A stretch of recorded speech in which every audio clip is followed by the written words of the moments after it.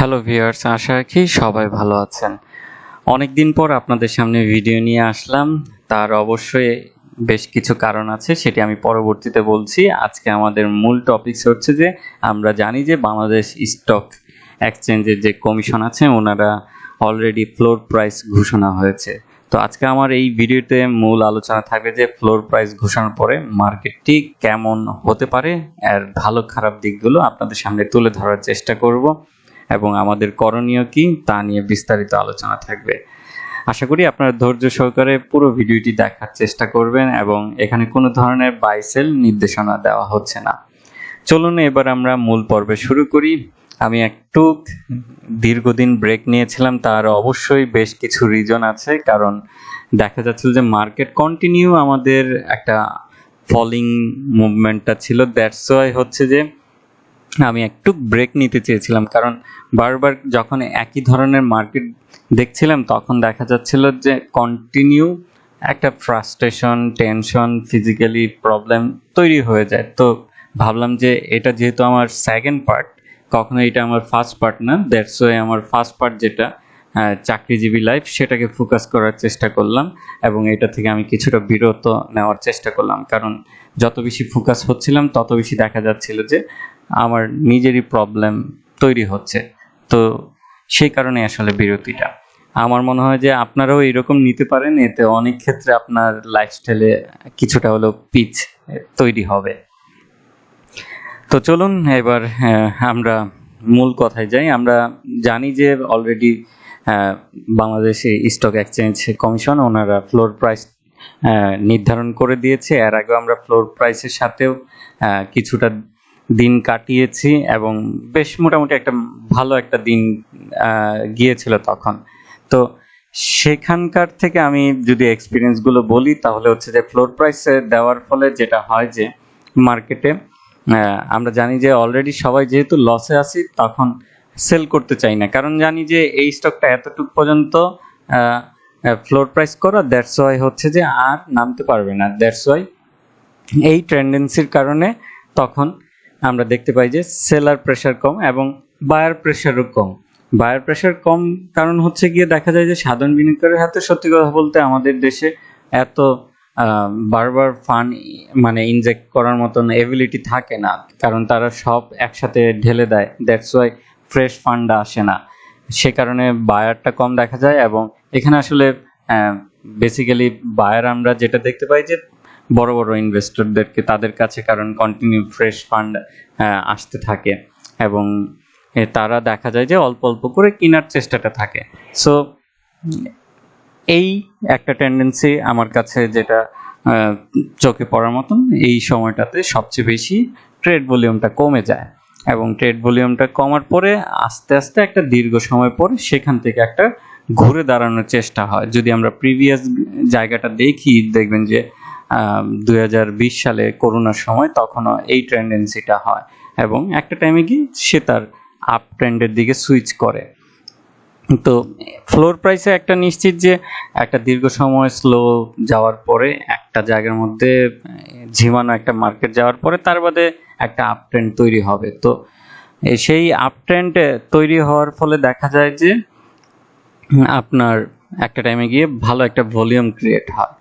তো এটা যদিও কৃত্রিম, বাট আমার কাছে মনে হচ্ছে যে এই মুহূর্তে আমি অনেক ক্ষেত্রেও হ্যাপি, আবার কিছুটাও আনহ্যাপি, যে কারণ মার্কেট তো অবশ্যই তার নিজস্ব গতিতে চলা উচিত, কিন্তু দেখা যাচ্ছিল যে অনেক অনেক সাধারণ বিনিয়োগকারীর সেটা লসের সম্মুখীন হয়েছে। সেক্ষেত্রে আবার চিন্তা করলে এটা আবার একটা পজিটিভ। তো এখান থেকে মার্কেটটা আমাদের একটা ভালো জায়গায় আশা রাখি যে সুইং করে একটা আপ ট্রেন্ড তৈরি করবে। আমরা যদি দেখি এর আগেও একটা ভালো একটা এখানেও সাপোর্ট আছে, এখানেও সাপোর্ট আছে। তো দ্যাটস ওয়াই এখান থেকে হয়তো মার্কেটটা একটা পজিটিভ দিকে যাবে।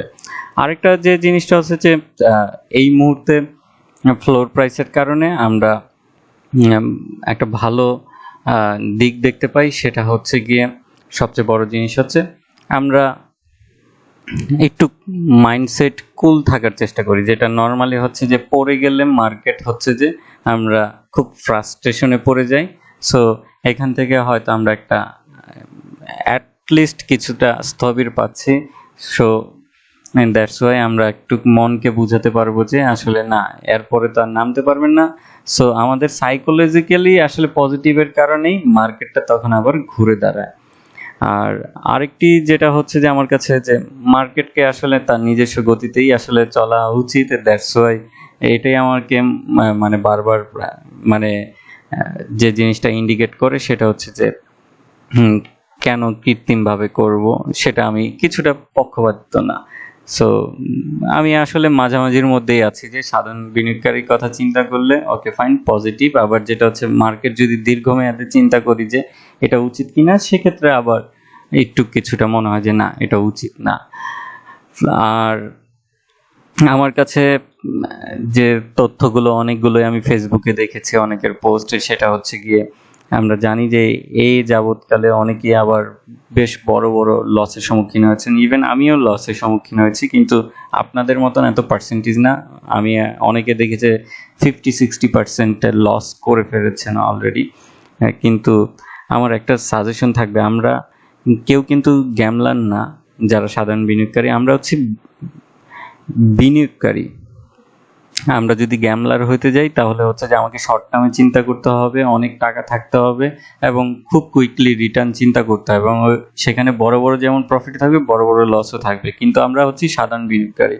সাধারণ বিনিয়োগকারীর এই রুলসটা থাকা উচিত যে আমি যখনই বিনিয়োগ করব লম্বা যাতে আমার একটা প্ল্যান থাকে, এবং সেটা যাতে মানে আমার পড়ে থাকা মানে প্রয়োজনের ইমার্জেন্সির বাইরে যাতে ফান্ডটা থাকে, তাহলে আমাকে এইখান থেকে ভালো একটা রিটার্ন দিবে। আমাদের যদি ইমার্জেন্সি ফান্ড থাকে এবং হচ্ছে যে খুব কুইক শর্ট টার্মের ভিতরে রিটার্ন চিন্তা ভাবনা থাকে, তাহলে দেখা যায় যে আমরা লসের সম্মুখীন বেশি হই। তো এটা থেকে আমাদের বের হয়ে আসাটা উচিত আমি মনে করছি, কারণ আমি ম্যাক্সিমামই প্রায় এইগুলো সম্মুখীন হচ্ছে যে সবাই লসের সম্মুখীন, এবং বড় বড় পার্সেন্টেজ লস থাকতে পারে, কিন্তু পার্সেন্টেজ এত বাড়াটা আমার কাছে সবসময় ভাবায় যে আসলে আমরা কি বুঝে তার বাদে শেয়ারটা কিনছি, প্রাইস সব কিছু দেখাটা উচিত, কিন্তু আমার মনে হচ্ছে না। আর আরেকটা বিষয় যেটা হচ্ছে গিয়ে এই মুহূর্তে আপনার যেহেতু শেয়ারগুলো কিনা আছে, আমার একটাই সাজেশন যে দেখছি যে এখন ট্রেড ভলিউম কম হবে, কিন্তু যেটা বাড়ছে সেটাতে যাতে আবার হুটহাট করে যাতে সুইচ না করি। এই জায়গাটার থেকে আমাদের বের হয়ে এসে আপনার যে শেয়ারটা আছে সেটা স্টিল নাও ধরে রাখেন। আমার মনে হচ্ছে যে কম বেশ সবগুলোই বাড়বে, কিন্তু যেটা হচ্ছে যে হ্যাঁ, এর মধ্যে যে কিছু কিছু শেয়ার ভালো বাড়বে, কিছু শেয়ার পার্সেন্টেজের দিক থেকে কম বাড়বে, কিন্তু আমার মনে হয় যে এই সুইচিং করতে গিয়ে আপনি আরো বেশি দামে সেই শেয়ারটা কিনে ফেলছেন। তো এই জায়গাটা একটু খেয়াল রাখতে হবে। এবং আরেকটা জিনিস হচ্ছে গিয়ে আমাদের যে বর্তমানে একটা অস্থিরতা চলছে, সেটা হচ্ছে গিয়ে সারা ওয়ার্ল্ড ওয়াইড। আপনি যদি বড় বড় পত্রিকাগুলো পড়বেন তাহলে বুঝতে পারবেন যে আসলে এখন কিন্তু ক্রাইসিস সারা ওয়ার্ল্ড ওয়াইড জুড়ে, সেটা শুধু বাংলাদেশে না। তো এইখান থেকে মেন্টালিটি নিজেকে পিচ করে নিয়ে আসুন। আমি সবসময় বলবো যে আগে নিজের লাইফস্টাইলকে গুছানোর চেষ্টা করেন। আপনি যদি স্থির না থাকেন তাহলে দেখবেন যে আলটিমেট আসলে কোনো কিছুই স্থির হচ্ছে না। আমরা জানি যে প্রবলেম আছে, কিন্তু প্রবলেমগুলোকে ফেস করার মতন আমাদের এবিলিটি নিয়ে নিতে হবে। যত বেশি আমাদের ক্যাপাবল তৈরি হবে তত বেশি আমরা গেইন করতে পারবো। এবং বড় বড় সাকসেসম্যান যতই দেখবেন যে তারা কিন্তু আসলে শর্ট টার্মে হয় নাই, অনেক মানে সেখানে ত্যাগ আছে এবং হচ্ছে যে পরিশ্রম আছে, বিশাল একটা লম্বা সময় আছে। তো আমার মনে হয় যে যেহেতু আপনি বিনিয়োগকারী হিসেবে আসতেছেন, সেখানে অবশ্যই আপনাকে একটা দীর্ঘ সময় নিতে হবে। সেখান থেকে আপনি একটা প্রত্যেক বছর ভালো প্রফিট নেবেন হচ্ছে ডিভিডেন্ড থেকে। ভালো টাইমে আপনার একটা না একটা টাইমে গিয়ে সেই শেয়ারটা দেখবেন যে অ্যাভারেজ হয়ে অনেক কমে আসতেছে, এবং একটা টাইমে গিয়ে দেখবেন যে সেখানে আপনার শেয়ারের সংখ্যাও বাড়তেছে, পাশাপাশি হচ্ছে যে সেই শেয়ারটা যখন প্রাইস অনেক বৃদ্ধি পাবে তখন দেখবেন গিয়ে আপনার ভালো একটা রিটার্ন আসতেছে। কিন্তু আমরা সেটাকে চিন্তা না করি, আমরা বারবার চিন্তা করি যে কত কুইক টাইমে আমার টাকাটা ডাবল হয়ে যাক কিংবা ট্রিপল টাইমস হয়ে যাক। এই সব চিন্তা থেকে আমাদের বের হয়ে নিয়ে আমাদের চাহিদাটাকে কমাতে হবে, সময় দিতে হবে, তাহলে আমরা দেখবেন যে ভালো একটা প্রফিট করতে পারবো। তো এই ছিল ওভারঅল। আমি যদি সামারাইজ করি, মার্কেটে দীর্ঘদিন আমরা একটু স্লো মুভমেন্টে দেখতে যাচ্ছি, সেটা নিয়ে ঘাবড়ানোর কিছু নাই। অবজার্ভ করুন, দেখুন, এবং হচ্ছে যে প্লিজ রিকোয়েস্ট, নতুন করে হচ্ছে গিয়ে একটা সেল করে আরেকটাতে বাই করা, এটা অ্যাভয়েড করবেন এবং আগে অবজার্ভ করবেন, করে তার বাদে কেনার চেষ্টা করবেন। বড় বিনিয়োগকারীরা যদি একটু খেয়াল করেন, তারা সব সময় চায় যে কম দামে নেওয়ার জন্য। তো আমাদেরও যাতে এই টেন্ডেন্সিটা থাকে। আমাদের টেন্ডেন্সিটা হচ্ছে ওইটা বাড়তেছে, তার মানে এটা নিয়ে নেই, এটা আরো বাড়বে, কিন্তু এখান থেকে বের হয়ে আসতে হবে। তো আজকে এতটুকুই আসলে আমি কথা বলবো, এবং দোয়া করবেন আমার জন্য, আপনাদের জন্য, সবার জন্য দোয়া আছে, যাতে আপনারা এখান থেকে ভালো একটা প্রফিট নিতে পারেন, এবং মনকে সবসময় ঠান্ডা রাখার চেষ্টা করবেন। সব সময় চেষ্টা করবেন যে নিজেকে বোঝানোর জন্য, প্ল্যান রেডি করার জন্য, কারণ এটা আপনার টাকা, আপনার ইনভেস্টমেন্ট, তো এখানে অবশ্যই নিজের একটা প্ল্যান থাকা উচিত সুন্দর। আজকে এতটুকুই। ভালো থাকুন, সুস্থ থাকুন, এবং মার্কেটের হয়তো আমরা আগামীতে ভালো কিছু দেখতে যাচ্ছি। ধন্যবাদ।